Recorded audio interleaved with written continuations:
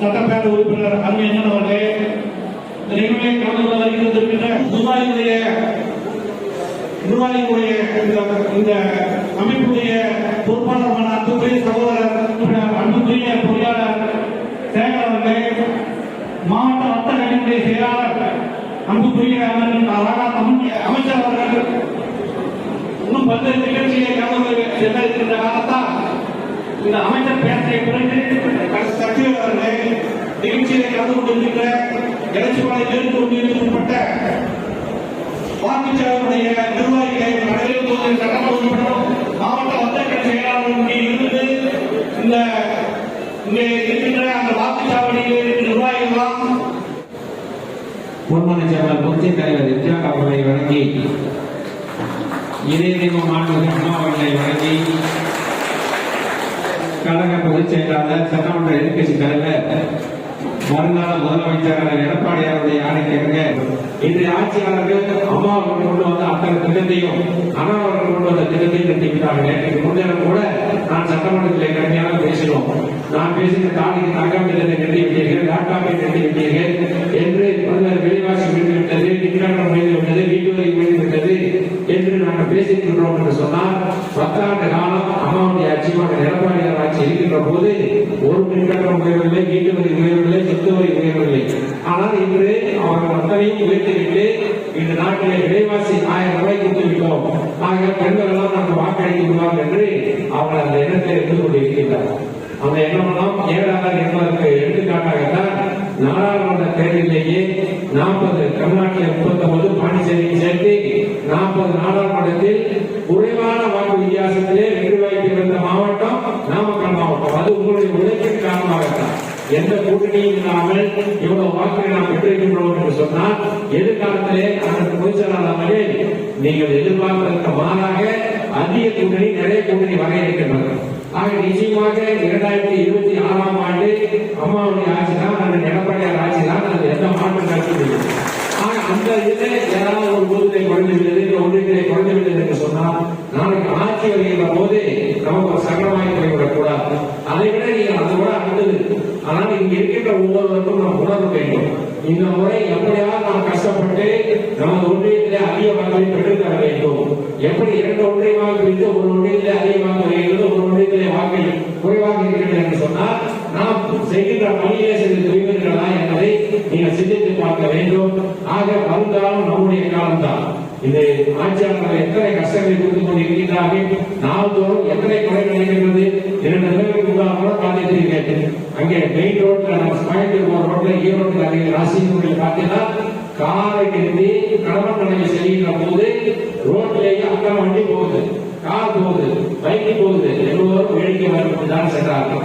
அங்கே காரை சுற்றி அந்த கொலைகாரர்கள் அந்த கொலை செய்து சென்றார்கள் என்று சொன்னால் அதுவும் கூட அந்த கொலையாளர் எங்கே என்று சொன்னால் நம்ம தொகுதியை சேர்ந்தவர் தான்.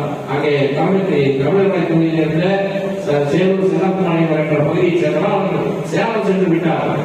அவங்க ரப்பியோ ஏதோ இருக்கட்டும் அல்ல, ஆனால் மக்கள் மத்தியிலே ஒரு பயம் எந்த அளவுக்கு வந்துவிட்டது, யாருக்கும் பாதுகாப்பு இல்லாத ஒரு சூழ்நிலை இன்று உருவாகிவிட்டது. தினந்தோறும் எத்தனை கொலைகள் நடக்கிற ஒரு நாளைக்கு குறைஞ்சபட்சம் 5 to 10 கொலை நடக்கிறது. இந்த ஆட்சி நடந்ததுதான் அது மட்டுமல்ல, இன்று கஞ்சா போதைப் பொருளுக்கு குழந்தைகளை பள்ளி கட்டுவதற்கே பயமாக இருக்கிறது. அதுவும் கூட பயம் என்றால் பெண் குழந்தை நடத்துவதற்கு அதற்கு மேல் பயம். ஏனென்றால் இவ்வளவு ஆசிரியர்களே அந்த பெண்களை பாலியல் பலாத்காரம் செய்கின்ற சூழலை உருவாக்கி தமிழகம் முழுவதும் கிட்டத்தட்ட இந்த ஓராண்டு காலத்தில் 226 ஆசிரியர்கள் இது போன்ற தவறுகளை செய்திருக்கிறார். ஏதோ தைரியமாக இருக்கின்ற பெண்கள் நம்ம இடத்துல வந்து சொல்லிவிடுகிறார். இல்லை என்றால் வீட்டுக்கு பயந்து மானத்துக்கு பயந்து அவருடைய சொல்லாமல் இருக்கின்ற காரணத்தினால் எத்தனை பேர் தப்பித்திருக்கிறார்கள் தெரியாது. இதெல்லாம் நம்முடைய ஆட்சியில் நடைபெற்றதால் மீண்டும் ஒரு முறை திமுக ஆட்சி வந்தால் என்ன நடக்கும் என்பதை தயவு செய்து நீங்கள் சிந்தித்து இருக்கின்ற தொடர்கள் ஒவ்வொருவரும் மீண்டும் நம்ம அம்மாவுடைய ஆட்சியை கொண்டு வர வேண்டும், பொன்மனச்செல்வன் புரட்சித் தலைவர் எம்ஜிஆர் ஆட்சியை கொண்டு வர வேண்டும் என்று ஒவ்வொருவரும் நினைக்க வேண்டும்.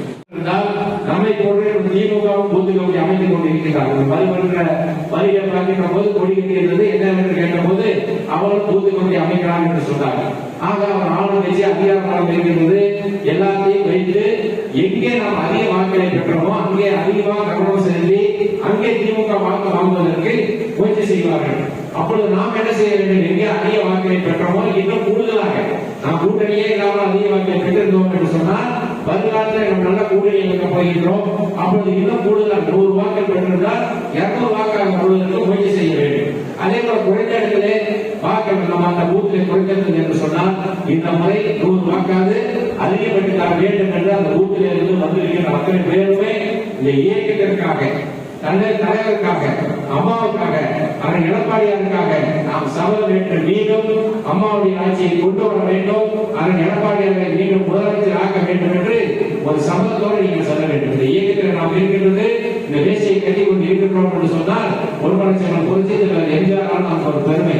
இந்த இயக்கத்தில் இருப்பதே ஒரு பெருமை. அம்மாவை யாருக்காக தன்னுடைய வாழ்க்கையை நவவாழ்க்கை வாழ்ந்துவிட்டு சென்றார்கள். அம்மாவுக்கு குடும்பம் கிடையாது, குழந்தை கிடையாது. சட்டமன்றத்தில் சொன்னார்கள், எனக்கு பின்னாலும் இந்த ஆட்சி 100 ஆண்டு காலம் இருக்க வேண்டும், கட்சி 100 ஆண்டு காலம் இருக்க வேண்டும் என்று தன்னுடைய வாழ்க்கையை அர்ப்பணித்து சென்றிருக்கிறார் என்று சொன்னால் அவருக்கு நாம் செய்கின்ற ஒரு நன்றி கடனாக நீங்கள் ஒவ்வொருவரும் தேர்தல் ஒரே ஒரு நாள் தான் நாம் பணியாற்றுகிறோம்.